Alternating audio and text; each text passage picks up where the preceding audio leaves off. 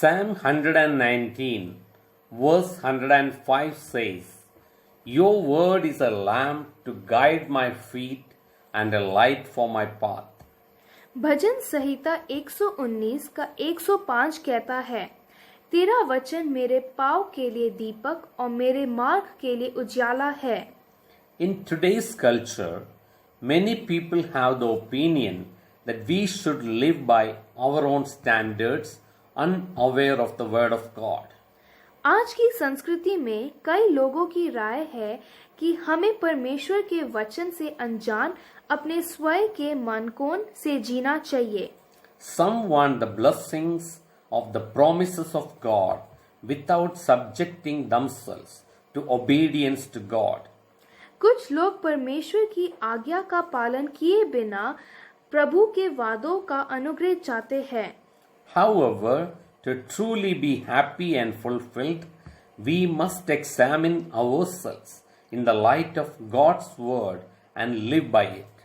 हालांकि वास्तव में खुश और पूर्ण होने के लिए हमें स्वयं को परमेश्वर के वचन के प्रकाश में जांचना चाहिए और उसके द्वारा जीना चाहिए. The stress and tensions of life become more unbearable when we live in selfish disobedience to the word of faith. जीवन के तनाव और दबाव तब अधिक असहनीय हो जाते हैं जब हम विश्वास शब्द के लिए स्वार्थी अवज्ञा में रहते हैं.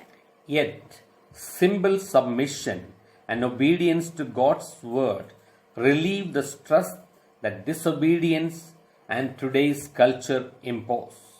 फिर भी प्रभु के वचन के प्रति सरल समर्पण और आज्ञाकारिता उस तनाव को दूर करती है जो अवज्ञा और आज की संस्कृति को तोपता है. Doubt is crippling, but faith is empowering. So make that leap. संदेह अपंग है लेकिन विश्वास सशक्त है, इसलिए उस छलांग को बनाओ. Faith in action brings victory. क्रिया में होने वाला विश्वास जीत लाता है. The Bible says in James chapter 2 verse 26 that faith without works is dead.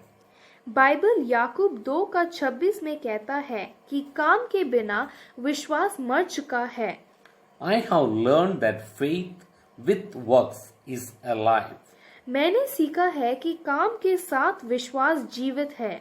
Faith without works can become an unfulfilled fantasy. काम के बिना विश्वास एक अधूरी कल्पना बन सकता है. For if I have faith that God is leading me, but I do not follow or act on it, then faith turns to doubt and my inaction leads to death, the death of my faith and the death of my dream. क्योंकि यदि मुझे विश्वास है कि परमेश्वर मेरी अगुवाई कर रहा है लेकिन मैं उसका अनुसरण नहीं करता या उस पर क्रिया नहीं करता, तो विश्वास संदेह में बदल जाता है और मेरी निष्क्रियता मृत्यु की ओर ले जाती है, मेरे विश्वास की मौत और मेरे सपने की मौत. This is a horrible state in which to exist.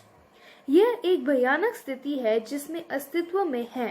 We must be doers of the word and not just hearers. हमें शब्द के कर्ता होना चाहिए, ना कि केवल सुनने वाले. It is so human to hear the word, rejoice in what we hear, and then forget. ये शब्द सुनने के लिए बहुत मानवीय बात है. जो हम सुनते हैं उसमें खुशी मनाते हैं और फिर भूल जाते हैं. Psalm 1 verses 2 and 3 say, But whose delight is in the law of the Lord, and who meditates on his law day and night, that person is like a tree planted by streams of water, which yields its fruit in season, and whose leaf does not wither. Whatever they do prospers. भजन संहिता 1, 2 और 3 कहता है, परंतु वह तो यहोवा की व्यवस्था से प्रसन्न रहता और उसकी व्यवस्था पर रात दिन ध्यान करता रहता है. वे उस वृक्ष के समान है जो बाटी नालियों के किनारे लगाया गया है और अपनी ऋतु में फलता है और जिसके पत्ते कभी मुरझाते नहीं। इसलिए जो कुछ वे पुरुष करे वे सफल होता है। We must be like good soldiers and jump to attention, springing into action at the orders of our commander, the Lord. हमें अच्छे सैनिकों की तरह होना चाहिए और अपने कमांडर हमारे परमेश्वर के आदेशों पर क्रिया करते हुए ध्यान देना चाहिए। But what do we do instead? लेकिन हम इसके बजाय क्या करते हैं? We hear the order and then prepare to jump, but inaction and hesitation cause us to get caught in the preparation and we fail to jump. हम आदेश सुनते हैं और फिर कूदने की तैयारी करते हैं, लेकिन निष्क्रियता और हिचकिचाहट हमें तैयारी में फंसा देती है और हम कूदने में असफल हो जाते हैं। What a sad sight to see the army of the Lord postponing before him. क्या दुख की बात है प्रभु की सेना को उसके सामने स्थगित होते हुए देखना। It is better to jump and fall than to be stuck crouching down to jump. कूदने के लिए नीचे की ओर अटक जाने से बेहतर कूदना और गिरना है। Go ahead and jump. आगे बढ़ो और कूदो। Better to relieve the tension and stretch in the jump than to live with the constant strain of not jumping into action. अपने छलांग में तनाव और खिंचाव को दूर करने के लिए बेहतर है कि हम क्रिया में नहीं कूदने के निरंतर तनाव के साथ रहे। Obedience in the jump is the better way. Make that leap of faith. अपने छलांग में आज्ञाकारिता बेहतर तरीका है। विश्वास की छलांग लगाओ। Lord, I pray that you show yourself to me.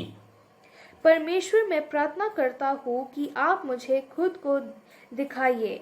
Give me guidance and lead me along my life. मुझे मार्गदर्शन दो और मेरे जीवन का नेतृत्व करो। Light my path with your word and show me the way. अपने वचन से मेरे मार्ग को रोशन करो और मुझे मार्ग दिखाओ। In Jesus' name, Amen. यीशु मसीह के नाम में आमीन।